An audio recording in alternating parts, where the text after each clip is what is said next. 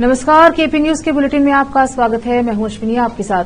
चलिए शुरू करते हैं आज की खबरों का सिलसिला। उससे पहले एक नजर आज के मुख्य समाचारों पर। बीदर जिला सोशल वेलफेयर कार्यालय के सम्मुख आरसीसी बेड टूटकर हादसे का खतरा।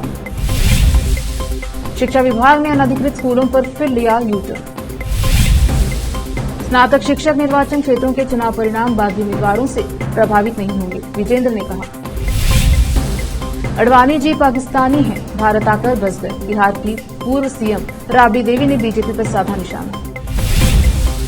एनसीपी अजित पवार गुट के मंत्री के कहने पर डॉक्टरों ने बदली थी ब्लड सैंपल रिपोर्ट, कांग्रेस नेता ने किया बड़ा दावा।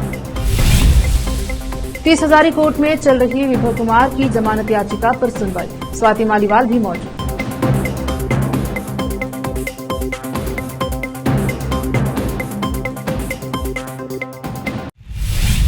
समाचारों का सिलसिला शुरू करते हुए देखते हैं समाचार विस्तार से। बीदर जिला सोशल वेलफेयर कार्यालय जो नौबाद क्षेत्र में स्थित है, इस कार्यालय को प्रतिदिन लोगों का आना जाना लगा रहता है। ऐसे में इस कार्यालय के सम्मुख गेट के बीचों बीच आरसीसी बेड टूट गया है, इससे हादसे का खतरा बना हुआ है। इस कार्यालय में अधिकारी और कर्मी इसी रास्ते से आते जाते हैं, फिर भी इसकी मरम्मत नहीं हुई है। कैमरामैन पपुराज का कवरेज।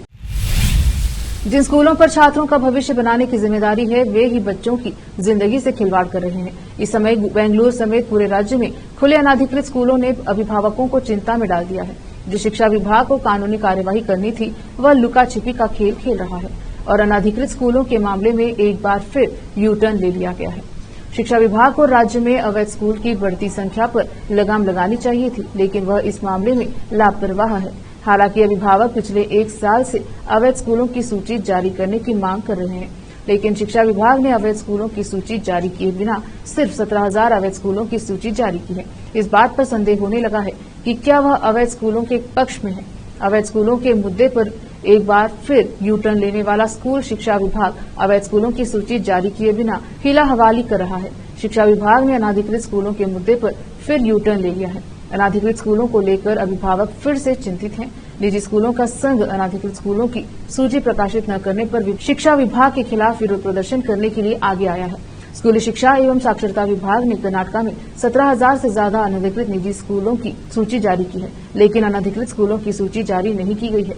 अभिभावक पहले से नामांकित छात्रों के भविष्य को लेकर चिंतित है। एक अभिभावक गीता ने अनधिकृत सूची भी देने की मांग की है। कर्नाटक में शिक्षक और स्नातक निर्वाचन क्षेत्रों के चुनाव के नतीजों पर बागी उम्मीदवारों के चुनाव लड़ने का कोई असर नहीं पड़ेगा।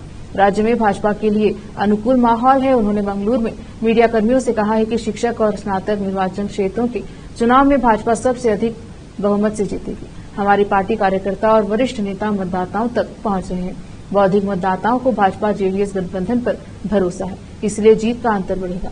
बेलथांगड़ी में भाजपा विधायक हरीश पूंजा के खिलाफ 2 एफआईआर के बारे में पूछे जाने पर प्रदेश भाजपा अध्यक्ष ने कहा, हमारे भाजपा कार्यकर्ताओं पर बिना किसी कारण के मामला दर्ज किया गया है। राज्य सरकार राजनीतिक प्रतिशोध में लगी हुई है। कांग्रेस के नेतृत्व वाली सरकार पुलिस विभाग का दुरुपयोग कर रही है। युवा मोर्चा अध्यक्ष का नाम एफआईआर में अनावश्यक रूप से दर्ज किया गया है। हम पुलिस के इस कदम की निंदा करते हैं और भाजपा इसके खिलाफ लड़ेगी।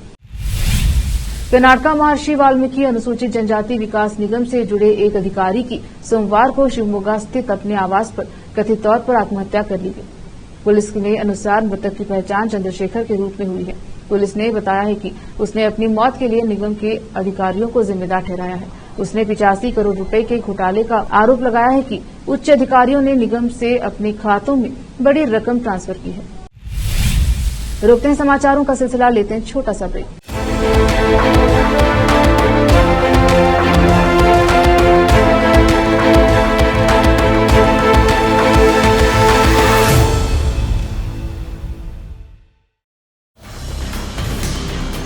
हिंदुस्तान के हर कोने में हम हैं मौजूद। 24 घंटे हालात पर गहरी नजर, खबरों से जुड़े चुपते सवालात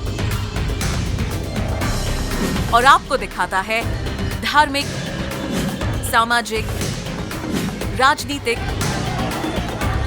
लोकल और इंटरनेशनल न्यूज की सबसे बेहतर कवरेज, जो आपको रखती है हर पल बाखबर। देश और दुनिया भर की खबर के लिए देखते रहें AP News 24/7। ब्रेक के बाद स्वागत है आपका, देखते हैं समाचार। बिहार के पूर्व सीएम और आरजेडी नेता राबड़ी देवी ने बीजेपी पर निशाना साधा है। उन्होंने कहा कि पीएम मोदी अब जाने वाले हैं, पाकिस्तान पाकिस्तान करते रहे, अडवाणी जी पाकिस्तानी हैं, भारत आकर बस गए। राबड़ी ने कहा देश में इंडिया गठबंधन की सरकार बनने जा रही है। राबड़ी ने पीएम मोदी के उस बयान पर पलटवार किया जिसमें पीएम ने कहा था कि पाकिस्तान के जिहादी इंडी गठबंधन के नेताओं का समर्थन कर रहे हैं। राबड़ी ने कहा कि भारत सरकार की एजेंसियां क्या कर रही हैं? क्या पीएम मोदी विफल हो गए हैं? पूरे देश में महागठबंधन की सरकार बनेगी। बिहार में महागठबंधन की लहर है। पाटलिपुत्र लोकसभा सीट से बीजेपी प्रत्याशी मीसा भारती ने प्रधानमंत्री मोदी के उस बयान पर पलटवार किया था जिसमें उन्होंने लालटेन को लेकर आरजेडी पर कटाक्ष किया था। मीसा भारती ने कहा कि एनडीए की सरकार ने लालटेन युग में पहुंचाया है।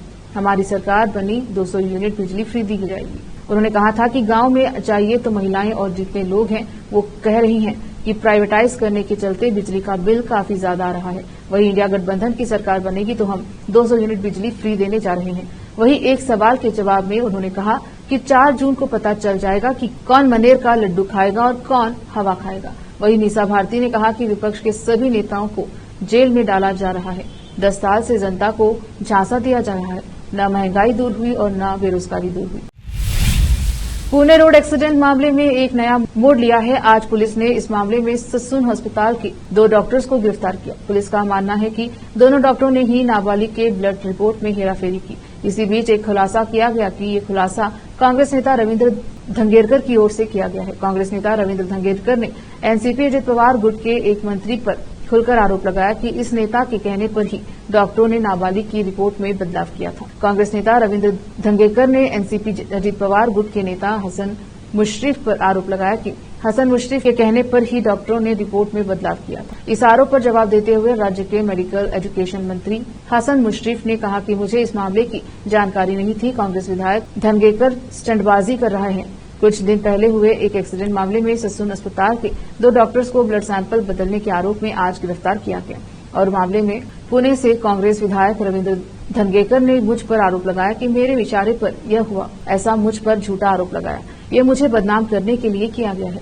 मेडिकल एजुकेशन मंत्री ने कहा कि आज सुबह ही मुझे ससून अस्पताल के 2 डॉक्टरों की गिरफ्तारी का पता चला। हम इस मामले में कमेटी गठित करेंगे और दोनों डॉक्टरों की भूमिका की जांच करेंगे। शायद धंगेकर को जानकारी नहीं होगी। मैं इन्हें अच्छा लोक प्रतिनिधि समझ रहा था, लेकिन पब्लिसिटी के लिए इस तरह की स्टंटबाजी कर रहे हैं। अगर 2 दिनों में धंगेकर ने माफी मुझसे नहीं मांगी तो मैं कोर्ट में धंगेकर के खिलाफ डिफामेशन केस डालूंगा। मुझे इस केस के बारे में कुछ नहीं पता है। आम आदमी पार्टी की राज्यसभा सांसद स्वाति मालीवाल ने बीते दिनों सीएम केजरीवाल के पीए विभव कुमार पर मारपीट का आरोप लगाया था। इस मामले में विभव फिलहाल पुलिस की गिरफ्त में है। ऐसे में विभव की ओर से कोर्ट में जमानत याचिका दायर की थी। विभव कुमार की जमानत याचिका पर तीसरी हाजिरी कोर्ट में सुनवाई शुरू हो चुकी है। बता दें कि कोर्ट रूम में सुनवाई के दौरान स्वाति मालीवाल भी मौजूद हैं। यह सुनवाई कोर्ट रूम नंबर 119 में चल रही है। बता दें कि पिछले सुनवाई में विभव कुमार की जमानत अर्जी पर 30 हजारी कोर्ट ने दिल्ली पुलिस को नोटिस जारी किया था। दिल्ली पुलिस को विभव की जमानत अर्जी पर सोमवार यानी आज ही जवाब दाखिल करना है। बता दें कि कोर्ट में जिस वक्त सुनवाई हो रही थी उस दौरान स्वाति मालीवाल कोर्ट रूम में ही मौजूद थी। इस दौरान जब स्वाति मालीवाल के मुख्यमंत्री अरविंद केजरीवाल के आवास से निकलने की वीडियो कोर्ट में जज को दिखाया जा रहा था और एफआईआर के बारे में विभव के वकील जज को बता रहे थे, उस समय स्वाति मालीवाल की आंखों में आंसू आ गए। स्वाति मालीवाल इस दौरान कोर्ट रूम में ही रोने लगी और फिर चुप होकर कार्यवाही सुनने लगी। बिहार के मुख्यमंत्री और जनता दल यूनाइटेड के राष्ट्रीय अध्यक्ष नीतीश कुमार के लिए रविवार को उस समय मुश्किलें खड़ी हो गई जब चुनाव प्रचार के दौरान उनके हेलीकॉप्टर में ईंधन खत्म हो गया। एक करीबी सहयोगी ने यह जानकारी दी। पार्टी सूत्रों के अनुसार मुख्यमंत्री पार्टी के वरिष्ठ नेता और जेडीयू के राज्यसभा सांसद संजय कुमार झा के साथ पटना शहर के बाहरी इलाके मसौदी में एक चुनावी बैठक के लिए गए थे। बताया जाता है कि कार्यक्रम समाप्त होने के बाद जब वे लौटने लगे तो पायलट ने उन्हें बताया कि हेलीकॉप्टर में ईंधन खत्म हो गया, इसीलिए वह उड़ान नहीं भर सकता। मुख्यमंत्री और उनकी पार्टी के सांसद और उनके दल के सदस्य सड़क मार्ग से मसौदी से उस जगह के लिए रवाना हुए जहां उनका दूसरा चुनावी कार्यक्रम था। मुख्यमंत्री रविवार को मसौदी में राजग प्रत्याशी रामकृपाल यादव के पक्ष में एक जनसभा को संबोधित करने गए। भाषा साहित्य अकादमी नई दिल्ली और हाड़ी रानी साहित्य एवं संस्कृति मंच रोटेदा की ओर से ग्रामलोक कार्यक्रम 26 मई रविवार को आयोजित किया गया। जिसमें ग्रामीण अंचल के 5 राजस्थानी रचनाकारों ने अपनी राजस्थानी रचनाओं का पाठ, जिनमें देवकी दर्पण, चोथमल प्रजापति, मार्तंड, मुकेश गौतम, सत्यप्रकाश गौतम, सुश्री कोमल शर्मा रहे, जिन्होंने अपने राजस्थानी गीत गजलों में से क्षमा बांध दिया। इनके अलावा ग्रामीण अंचल ने ही नवोदित रचनाकारों ने भी अपनी रचनाओं का पाठ किया, जिनमें आरसी आदित्य, लोकेश आजाद, दीपेश सुमन, मनोज सोनी, मनीष मेहरा, पुष्कर चौधरी ने भी कविता पाठ किया। कार्यक्रम की अध्यक्षता वरिष्ठ बाल साहित्यकार श्री सीएल साखला ने की। मुख्य अतिथि पूर्व सरपंच महावीर पटोदी एवं विशिष्ट अतिथि मयंक जैन, गिरिराज जागीर, देवकीश सेनी, कृष्ण मुरारी राठौर रहे। राजस्थानी भाषा परामर्श मंडल के सदस्य और कार्यक्रम संयोजक चंदालाल चकवाला ने ग्राम लोक कार्यक्रम के बारे में विस्तृत जानकारी दी और ग्रामीण अंचल के नवोदित रचनाकारों को आगे बढ़ाने का संकल्प दोहराया, ताकि वह भी आगे बढ़े और अपनी प्रतिभा का परिचय दे। कार्यक्रम का सफल संचालन ओज कवि आर.सी. आदित्य ने किया। इस कार्यक्रम में सैकड़ों श्रोता मौजूद रहे। जयपुर से बड़ी खबर। जयपुर नाई की थड़ी समीर गार्डन के पास टैंकर से पानी भरते समय महिला की गर्दन कटी। बताया जा रहा है कि टैंकर की राड में महिला की चुन्नी अटक गई, जिससे महिला चलती राड में उलझ गई। मौके पर महिला की मौत हो गई। Reporter Akram Khan, Jaipur, KP news. फिलहाल वक्त एक और छोटे से ब्रेक का, जल्द लौटेंगे ब्रेक के बाद।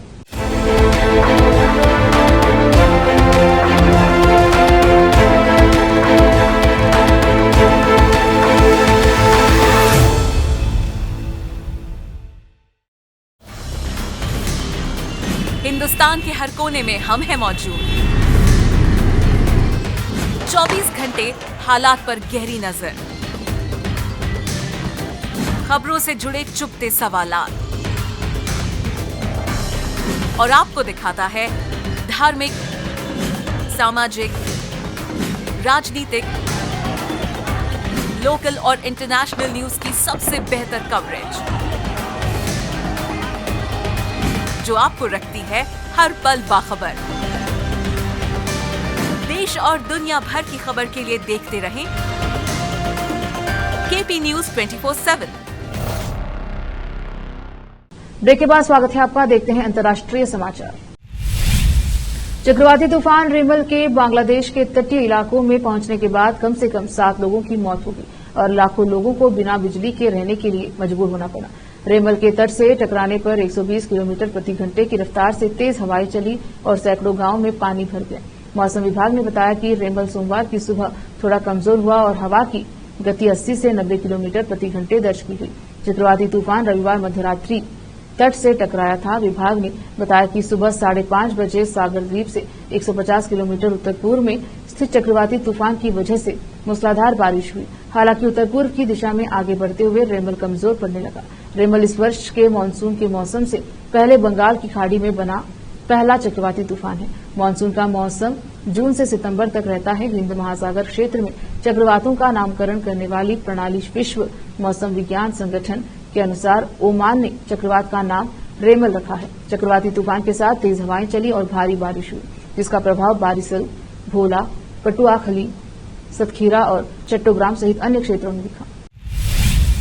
इजरायल और हमास के बीच कई महीनों से जंग जारी है। ये युद्ध दिन ब दिन उग्र होता नजर आ रहा है। हमास का खात्मा करने के लिए इजरायल सेना लगातार हवाई और जमीनी हमले कर रही है।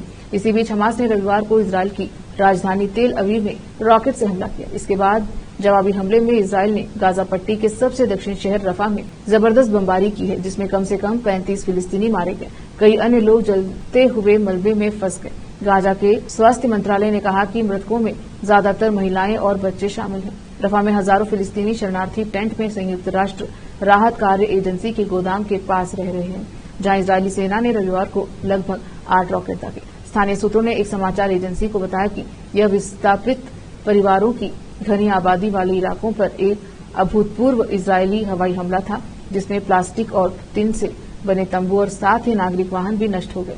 सूत्रों ने बताया कि नागरिक सुरक्षा और एम्बुलेंस कर्मचारियों को शवों को निकालने में काफी मशक्कत करनी पड़ी। फिलिस्तीनी सुरक्षा सूत्रों ने एक समाचार एजेंसी को बताया कि इस क्षेत्र को हमले से पहले इजरायली सेना ने सुरक्षित क्षेत्र बताया था। रविवार रात जारी एक बयान में हमास ने बमबारी की निंदा करते हुए इसे अंतर्राष्ट्रीय न्यायालय के फैसले की पूर्व अवज्ञा और अवहेलना बताया। आईसीजे ने इजरायल से रफा में आक्रमण रोकने की मांग की थी। फिर से एक नजर आज की सुर्खियों पर। बीदर जिला सोशल वेलफेयर कार्यालय के सम्मुख आरसीसी बेड टूटकर हादसे का खतरा। शिक्षा विभाग ने अनधिकृत स्कूलों पर फिर लिया यूटर्न। स्नातक शिक्षक निर्वाचन क्षेत्रों के चुनाव परिणाम बागी उम्मीदवारों से प्रभावित नहीं होंगे, विजेंद्र ने कहा। अडवाणी जी पाकिस्तानी हैं, भारत आकर बस गए, बिहार की पूर्व सीएम राबड़ी देवी ने बीजेपी पर साधा निशाना। एनसीपी अजित पवार गुट के मंत्री के कहने पर डॉक्टरों ने बदली थी ब्लड सैंपल रिपोर्ट, कांग्रेस नेता ने किया बड़ा दावा। 30 हजारी कोर्ट में चल रही विभव कुमार की जमानत याचिका पर सुनवाई, स्वाति मालीवाल भी मौजूद।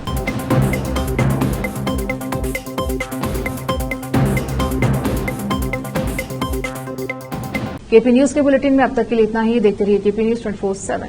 धन्यवाद।